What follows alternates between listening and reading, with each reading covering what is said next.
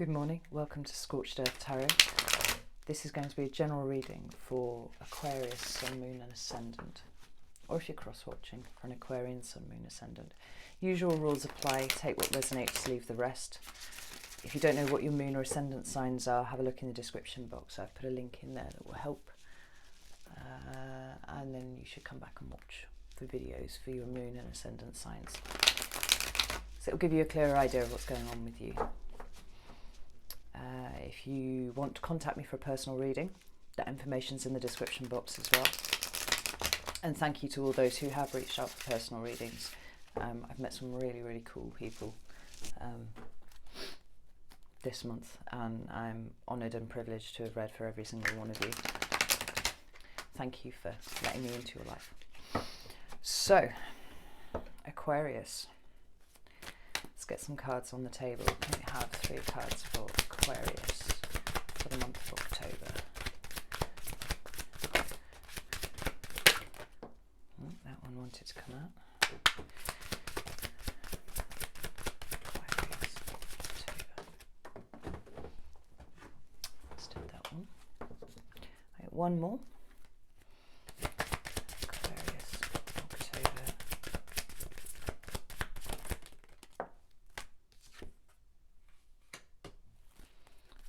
Interesting. Shadow card on the bottom of the deck is the 10 of Cups. That's complete emotional fulfillment, not doing anything by halves. Aquarius. Right, so I want to get some clarifiers now for the cards that are down on the table. Once I've got those, I'll go through them all with you. Just a couple of shuffles. And one more. I'm sorry these are out late.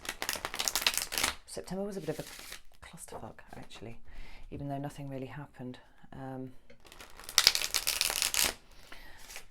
But I wasn't really able to get to YouTube, so it's a bit late. Hopefully we'll make up with this reading for any loss you may have suffered.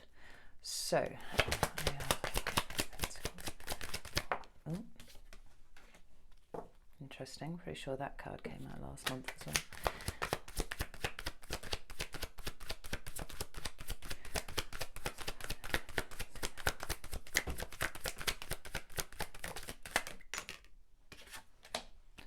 Hello, he's been coming out for all the signs.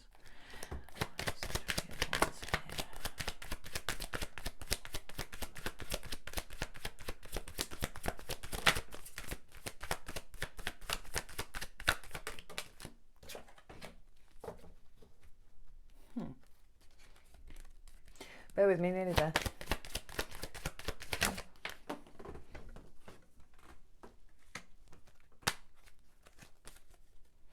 Already I can tell that this reading's got a slightly different feel to it than the sort that you've had for the last few months. But I don't think that's necessarily a bad thing. Let's see. Why is the devil here? Oh.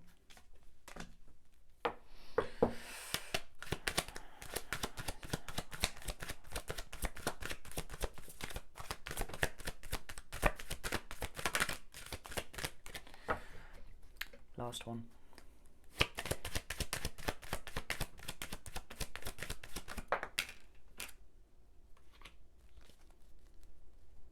Wow.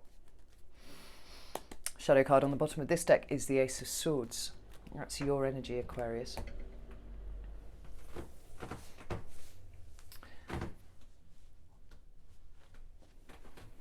I can see already this is going to be quite nuanced, and I am absolutely certain that I'm going to need to pull more cards. But let's get started. So the 3 cards that you have down on the table at the moment are the 5 of Pentacles, it's Earth energy, the 3 of Wands, fire energy, and the only major arcana that you've got for one of your main cards is the Devil. It's a card of Capricorn. It's numbered 15 in the major arcana.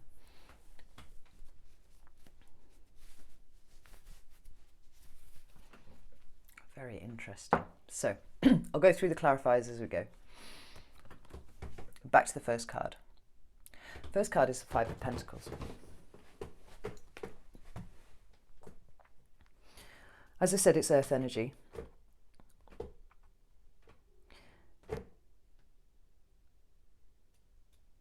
And the Pentacles very much talk about material circumstance, not in a materialistic way, but in a those things that you can perceive with your senses. You know, the crockery that you eat your food from, you know, your car, your house, all those things that we surround ourselves in the 3D that add value to our life. But it can also be money.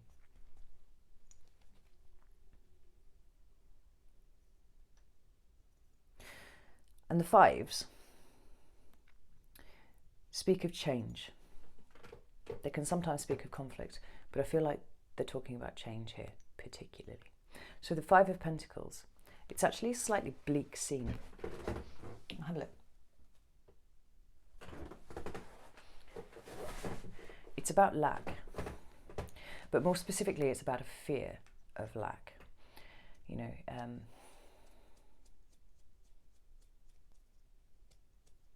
and I get very strongly you have a change of circumstance.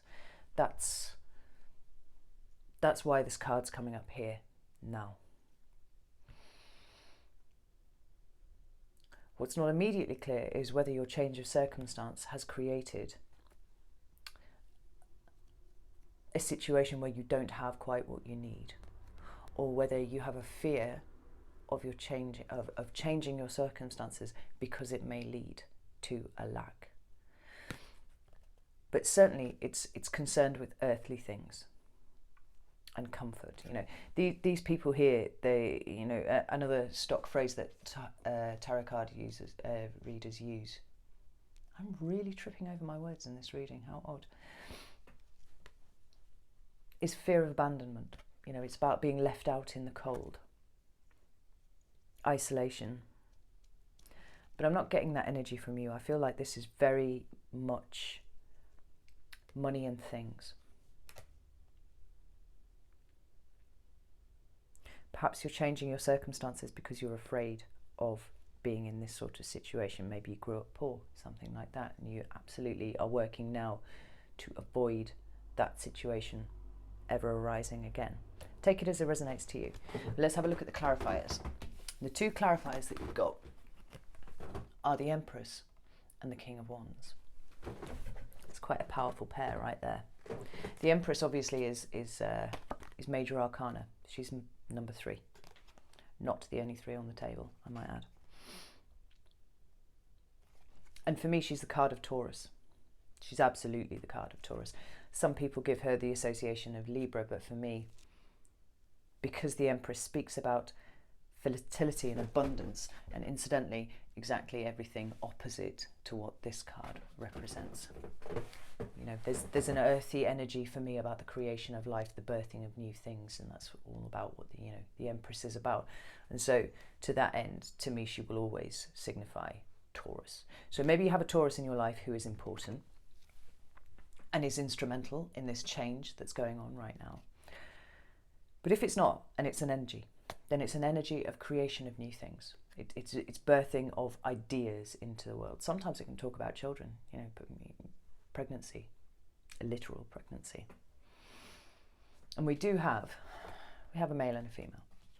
But I feel it's an energetic significance here.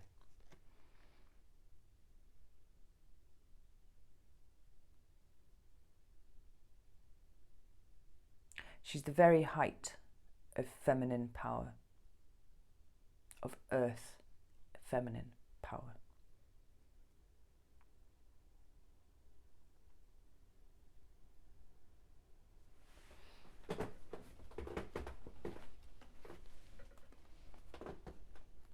And so I feel like her presence here is you addressing this refusal to experience this. You intend to completely avoid the possibility of this situation by utilizing the Empress energy right now.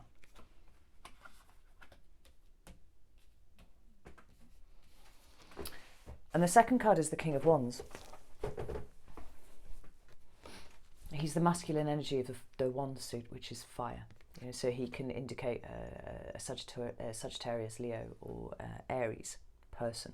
Doesn't have to be a man. Tarot doesn't bother with gender. It's about the presentation of the energies. So this could be somebody else who's involved in the mix, perhaps a business partner, something like that.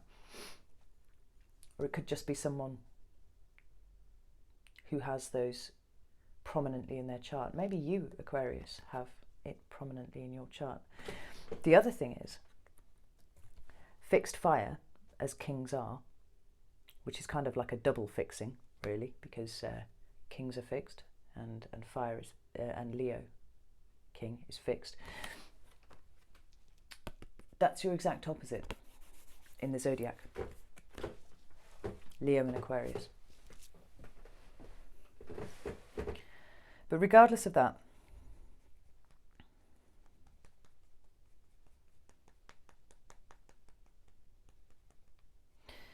he's the shaman of the deck. More so than any other of the kings in the tarot. There's a magical aspect to the King of Wands.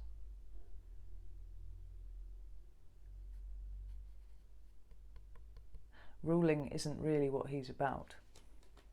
He's about experiencing. And that's what makes his energy really valuable, actually. Because although he's sat on a throne, just as all the other kings do,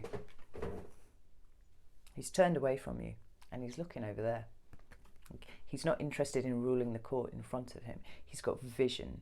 He sees things. And I feel like this is your energy as well. You, Aquarius, are a visionary and you're looking ahead. You're not looking at what's right in front of you now. You see that there is more out there and you're going after it. Not only are you going after it, you're actually in the business of bringing it into the world yourself. You are affecting change yourself. And the two shadow cards, wow, the two shadow cards at the bottom of the deck here with the Ten of Cups, complete emotional fulfillment. So this is something that you feel deep in your soul. This is a calling. You know, we've got a visionary here with a calling. That's a heavy power. And then you've got the Ace of Swords at the bottom, which is the seed of your suit. You know, it's potential. The card. The reason I smirked was the card directly underneath it was the Ace of Wands, which is, as we know, this king's ace. Let's pop those back down there.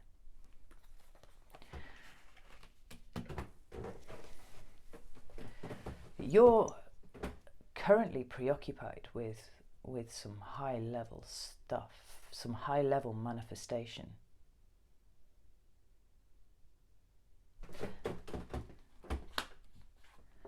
But at the root of it, it's the prevention of this situation. Maybe you've experienced it, maybe you've not. Maybe you've experienced it and you want to avoid it again in the future, or maybe you fear it and you intend to avoid it for that reason. But whatever it is, you're utilizing a really powerful visionary energy to look beyond and then grounding that in the 3D by bringing it out here. Maybe it's a new business that you've got going on. Maybe you're looking to change your life in other ways. Who knows? You fill in the gaps. But the next card we've got is the Three of Wands. This is fire element again. Fire element again. And the threes are external, right? You know, just as the twos are internal, the very feminine energy, it's very much what's going on inside. This is very masculine as a three. Doubly so as a wand card. And so if the twos are about planning and balance and making sure that everything's right before you make a move, the Three of Wands is the point at which you make the move. You know, he stood there and he's looking out into the harbour, and I believe the received wisdom of the interpretation of the card is that he's waiting for his ships to come in, right? That's what a lot of people say about it, waiting for their ships to come in.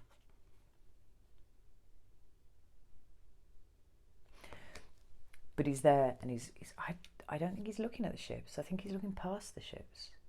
We've got more of a feeling of looking out to the horizon. We've got more visionary energy permeating this read.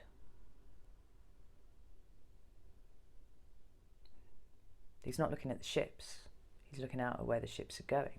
Perhaps you're planning to travel. Perhaps part of this new thing that you're bringing into the world is going to need you to travel. But maybe it's more of an esoteric kind of aspect to that. You know, maybe this is more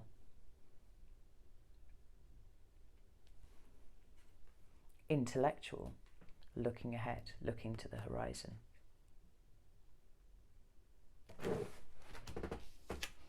And then you've got the Eight of Cups to clarify.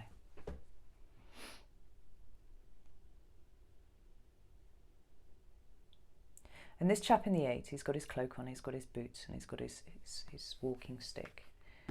And he is leaving a situation behind. It's an 8, it's quite high up, you know, when the cards run from the ace to the 10. This is up here. These cups take a while to amass. You don't just get given 8 cups.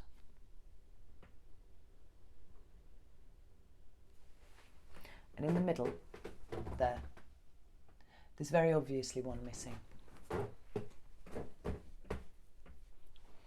They're stacked to even just, you know, exaggerate the notion of there being one missing. And that's what this man is turning around and walking away from. And there's no, although they're cups, and so they talk about emotion and feelings and stuff like that, there is very little emotion and feeling here. Because if there was, he wouldn't be walking away from it. But he understands that whatever this situation, you know, is for him here, it doesn't work for him anymore. And he's turning his back and he's taking a very decisive move away from these cups. Maybe you've left a job. Maybe this is a set of friends that you've realised actually just keep you, you know, stuck. You know, the kind of friends who just want to go to the pub every night and drink, maybe from these cups, you know, for 3 hours every night. And they have not got your vision. They're not seeing beyond like you do. And you've realised it's time to go away. Or maybe it's a job and you've realised that actually it's keeping you stuck where you are. And what you need to be doing is turning your gaze towards the horizon. I mean, he looks... These chaps are both wearing red. These are 2 different decks, you know, and these could be the same chap. This chap here in the 3 has got there by leaving these cups behind, going up the mountain, going up to the high place and looking on out.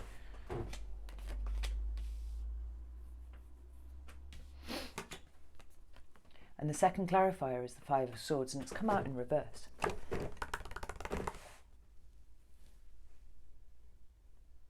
It's another 5.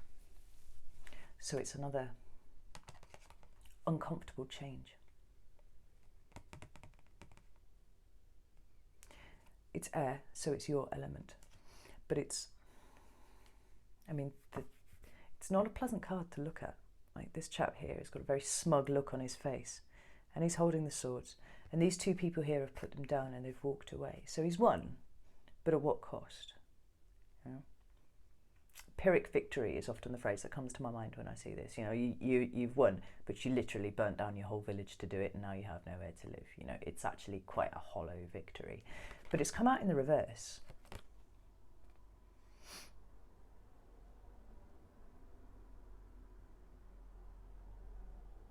And that says to me that you know exactly what it is that you've lost. And just as in here,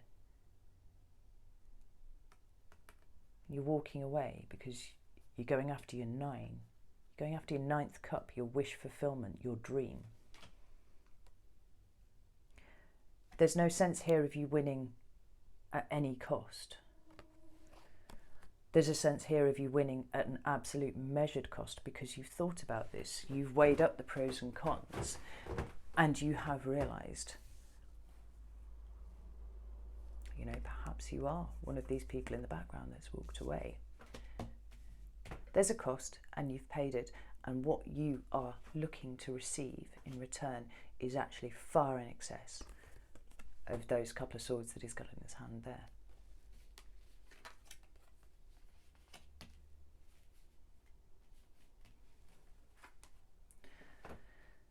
The final card you've got is the Devil. Well, it's the Devil in other decks. In this one, it's the Horned one. I love this card. You know, I'm not mad keen on the Devil generally in the other decks, but this has a particular...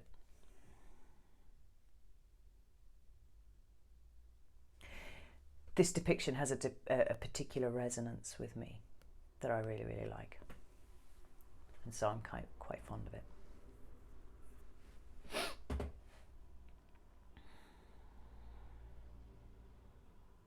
But generally speaking, the Devil talks about toxicity, codependence, abuse, addiction,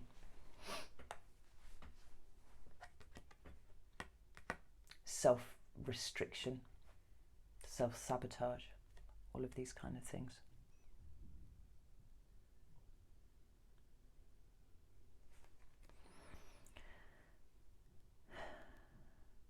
There are fewer Christian overtones with this depiction of the Devil, for me though. And just as I felt drawn to describe as the King of Wands as shamanic here, for you,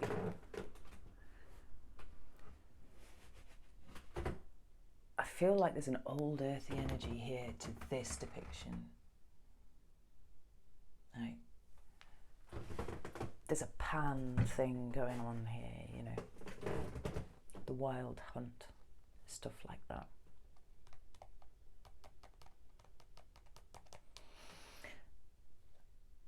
And so throwing out all of the other interpretations from the window,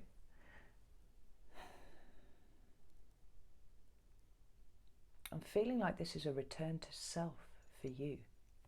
Like you've been wearing a mask for a while, and you've done it actually relatively comfortably. You know, you've had your outside face that you've presented to the world, carefully constructed because you are an Aquarius and you're intellectual and you're logical and analytical, and you can see what other people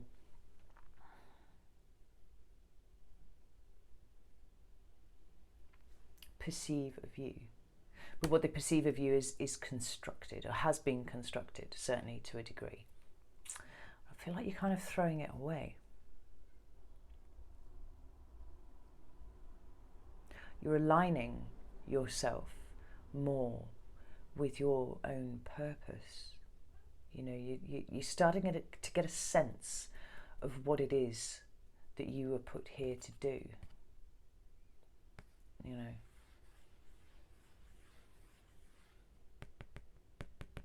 And you're starting to feel emboldened about throwing that mask away, that careful construct that you've built. You're letting yourself come through, warts and all. It's quite magical. There's real old earthy vibey kind of stuff. I'm really loving this. The Magician is the next card. It's the card that you have to clarify the Devil. And this is an incredibly powerful card. You know. This chap has dominion over all the elements. I'm sure the Magician has come out for you a couple of times in the last couple of months. Right? All of the elements are depicted there on his table. He's got the swords for you, but he's got wands, he's got pentacles, and he's got cups as well. He knows exactly how to manipulate, not to be taken in a pejorative way, like the term manipulate. I mean literally control with his hands.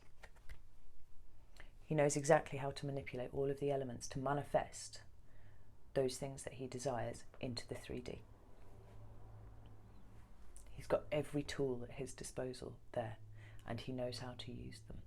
You know, he's tapping in to an old ancient power source right there. He's acting as a conduit, and in doing so he is bringing whatever he wants into the material realm. And the Devil talks about the material realm as well.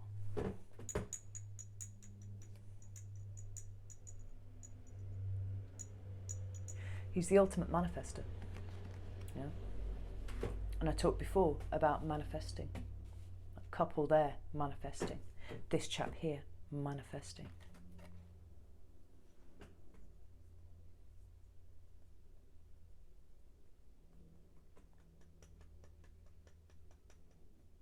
I don't think it's that you've been hiding from the world, Aquarius. I think it's been that you've been sampling everything that the world has to offer. You've been checking everything out. You've been weighing up your options. And you've done it in a very methodical manner. A very patient manner as well. But you know what you want now. And now you're ready to employ all the tools that you have at your disposal, that you've realised that you have at your disposal, to bring into your reality anything you want. And absolutely prevent this. Like, this is not an option. This will not happen. I mean, it's not going to, because you're a visionary, and because you are a manifester as well. You know, again, the complete opposite of this energy is the magician, is the empress, is the king.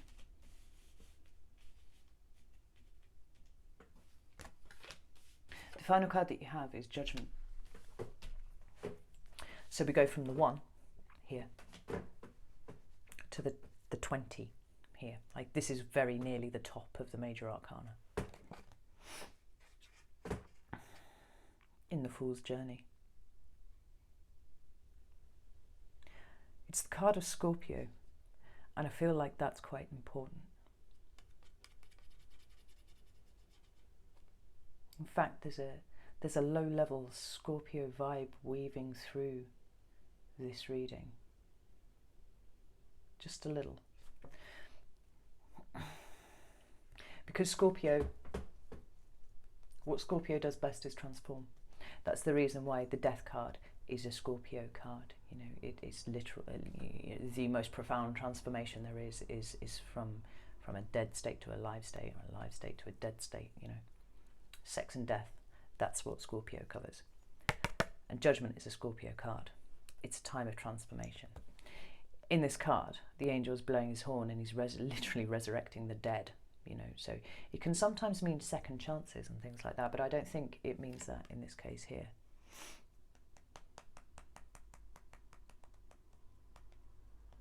You've leapt straight from the magician to Judgment, and I think that you are ready to transform your personal circumstances quite dramatically. I mean, is there any more dramatic circumstance than being, you know, resurrected from the dead? It's all change. Like, you've been working towards this for months now. Like, in our readings over the last 2 or 3 months, we've seen that you've been putting in the effort. You've been working, you know, like low-key, pretty fucking hard. And particularly in the face of naysayers as well. Had people who didn't share your vision, and I've used that very phrase for you, Aquarius, in previous readings. They didn't share your vision. They couldn't see what you were trying to do. And then last month, we had the fact that there was recognition now starting to come from other people. They were starting to understand where you were coming from. They were starting to be able to see the edges of what you could see far beyond that. This visionary manifesting. And here we are. October's pretty pivotal. This is where it starts. This is where it starts. Massive, massive transformation.